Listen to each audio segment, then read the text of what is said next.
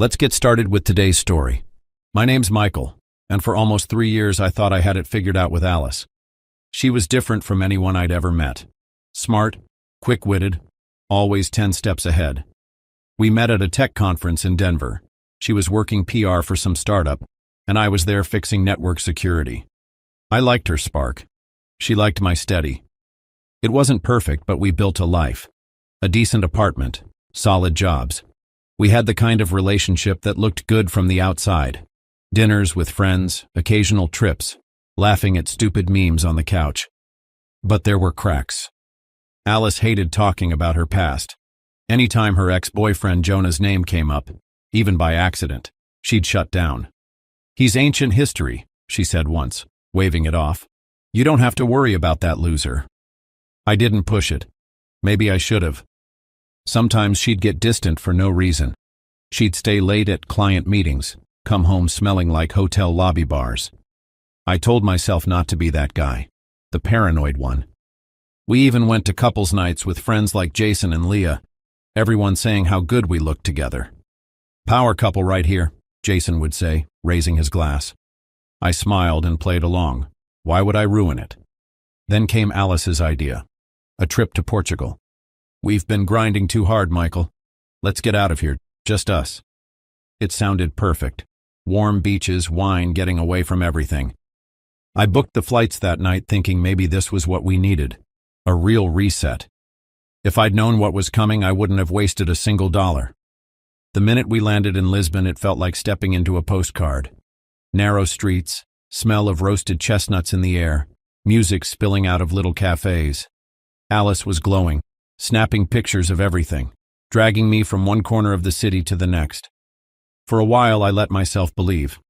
We rode trams up steep hills, ate seafood by the water, stayed out late sipping cheap wine. Every time I caught her smiling at me across a table, a part of me relaxed. Maybe I had been overthinking. Maybe this trip was exactly what we needed. But about 3 days in, the old habit started creeping back. We were sitting at a sidewalk cafe near Alfama when her phone buzzed. She glanced down, smiled, not at me, and typed out a quick reply. "Who's that?" I asked casually, sipping my coffee. "Work stuff," she said, slipping the phone face down on the table. Later, while we were getting ready for a Fado concert, I caught her texting again, standing in front of the bathroom mirror, half-dressed, tilting the screen away from me. "Who are you texting?" I asked casually. She laughed it off. "Don't be jealous, Michael. It's boring business talk." But her voice was a little too light, a little too careful. By the time we got to the concert, she was distracted, checking her phone every 10 minutes under the table. I told myself to let it go. We were supposed to be relaxing. Still, the feeling gnawed at me. That night, lying next to her in bed, I stared up at the ceiling while she drifted off, her phone clutched to her chest like a life jacket. I couldn't shake the thought. Who was she really texting? I didn't have an answer yet, but deep down, I knew. I just didn't want to admit it. Not yet. The next morning, Alice was already dressed by the time I woke up. She stood at the mirror, brushing her hair, face bright, almost too bright. "I'm going to check out that art district we read about," she said, keeping her eyes on her reflection. "You should sleep in. You look wiped." Her tone was off, light, forced, like she'd rehearsed it. I sat up slowly. "You sure you don't want me to come?" She gave a tight laugh, slinging her crossbody bag over her shoulder. "Nah, you hate art galleries. I'll be quick." She leaned down, kissed my forehead like I was a kid about to nap, and breezed out the door. I stared after her for a second, thinking. Then I grabbed my phone. Before the trip, we'd set up a location-sharing app. "Safety first," she said. I opened it. Her dot blinked on the map. She wasn't heading toward the art district. She was moving across the city, toward the waterfront. I sat there, heart pounding, debating for about 5 seconds. Then I shoved my sneakers on and followed. The tram ride felt endless. Every bump in the tracks made my jaw clench tighter. When I got close to the harbor, I ducked into a tourist shop and checked the map again. Alice's dot had stopped at a small cafe by the docks. I crossed the street slowly, keeping my head down. And there she was, sitting outside at a corner table, leaning in close to a man with sandy hair and a leather jacket, laughing, touching his wrist. I recognized him immediately. Jonah, the so-called ancient history. For a second I just stood there, frozen. What the hell was he doing here? I hadn't even known he was in Portugal. She never said a word. I watched them.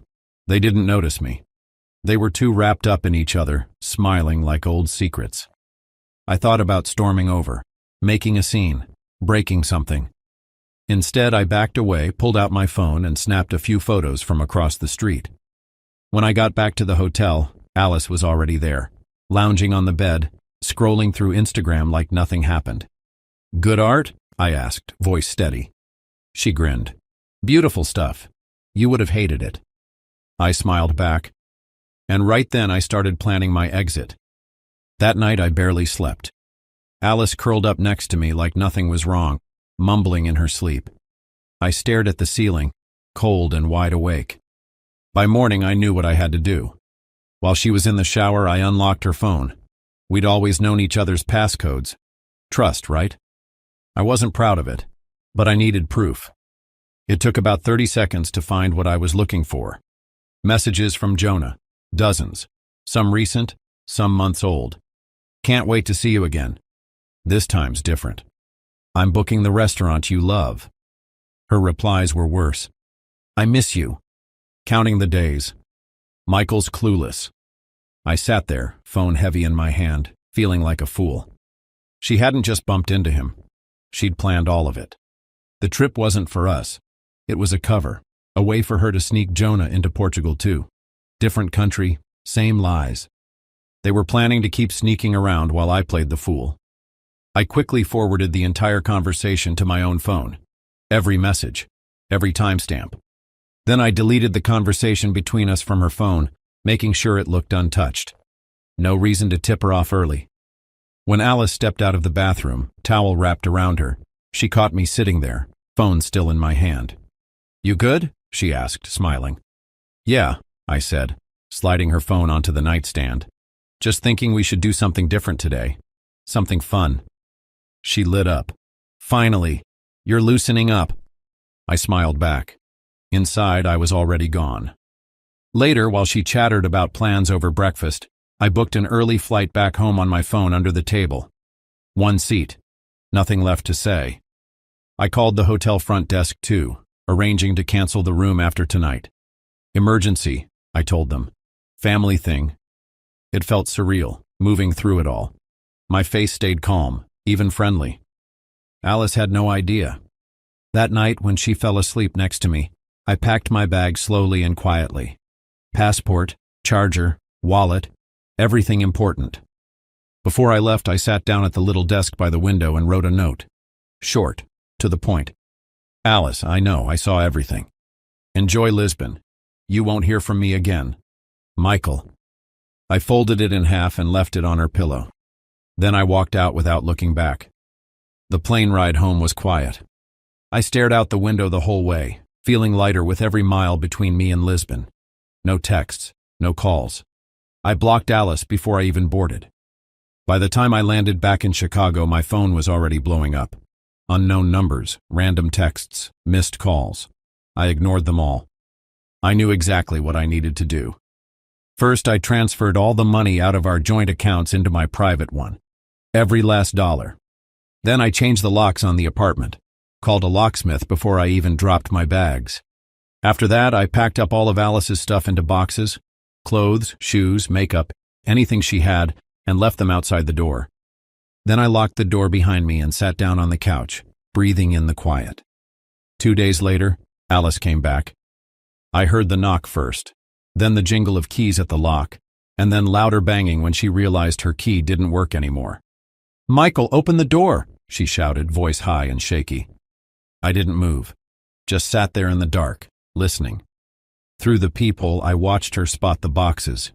She froze, hands trembling, staring down at her own life packed up and shoved outside. She banged harder, yelling my name. I didn't answer. Eventually, she gave up. The next morning, Jason called me. "Dude," he said, skipping hello. "What the hell happened in Portugal?" "What did Alice tell you?" I asked, walking to the window. "She's freaking out. Said you abandoned her after some big fight, crying to Leah. posting weird stuff online. Man, it's messy. I almost laughed. She left out the part where she flew halfway across the world to cheat on me, I said. Jason went dead silent. I sent him the photos, the messages, all of it. A minute later, my phone buzzed again. Jesus Christ, Jason texted. She's cooked. Word spread fast after that. Leah, Jason, and a few other mutual friends backed off from Alice immediately. Some called to apologize for doubting me. Others just ghosted her completely. I wasn't angry, just tired. But Alice didn't quit. She started posting little jabs on social media, vague quotes about betrayal, heartbreak, narcissists ruining lives. She even tried texting from different numbers, switching from begging to raging like a broken light switch. One night I got a call from my boss. Michael, just a heads up. Someone sent HR a weird anonymous email about you. Crazy stuff. We're not taking it seriously, but you should know. I didn't even have to guess who. That was it for me. It wasn't enough that she broke the relationship. Now she was trying to wreck my reputation too. I wasn't going to sit back and let her. The next morning, I sat across from a lawyer, Daniel. I laid everything out. The betrayal, the harassment, the fake emails. He listened, took a few notes, and by the end of the meeting, the plan was simple. A cease and desist letter. Direct, professional, and legally binding. No second chances, no warnings. By the end of the day, Alice was served at her office. A slim envelope dropped right onto her desk in front of everyone. No drama, no room to spin it. Inside, the letter spelled it out in plain terms. Stop contacting me, stop lying about me, or face a lawsuit. 2 days of silence followed. Then one last message came from an unknown number. You think you're so smart. You're pathetic. I hope you're happy being alone. I didn't respond. I blocked the number. After that, it was over. Mutual friends told me Alice had a meltdown when she got served. She tried spinning new lies, but no one was buying them anymore. Her stories collapsed under the weight of actual proof. One by one, people started cutting her off. It wasn't revenge I wanted. Not really. I just wanted her out of my life, out of my head. For the first time in months, I slept through the night without waking up angry, restless, or second-guessing myself. The best part? I didn't have to lift a finger to ruin her. All I had to do was walk away and let the truth burn everything down behind me. It's been almost a year now. I never ran into Alice again. Not once. After everything blew up, she moved in with Jonah. I heard about it through mutual friends, how they tried to make it work. It didn't last. A few months later, he kicked her out. Same old patterns, different guy. After that, she packed up what was left of her life and moved to a different state, probably hoping she could outrun the mess she made. I didn't care. By then, I was busy building something better. New apartment, new circle of people, smaller, tighter, real. I spent weekends hiking, fixing up my motorcycle, finally breathing again. Looking back, I realized the best thing I ever did was leave quietly. No fights, no explanations. Just the truth, standing there plain as day. Betrayal doesn't hurt as much once you stop trying to fix broken people. Once you see things clearly, the lies, the manipulation, the games, you realize their chaos isn't yours to carry anymore. Sometimes I think about that first morning in Lisbon. Alice laughing in the sun, pretending everything was fine. It was never fine. The real reset wasn't that trip. It was walking away and not looking back. Now when I think of her, it's just background noise. Distant, forgettable. No anger, no sadness, just peace. And after everything, I learned something simple. Peace feels a hell of a lot better than revenge. Thank you for watching.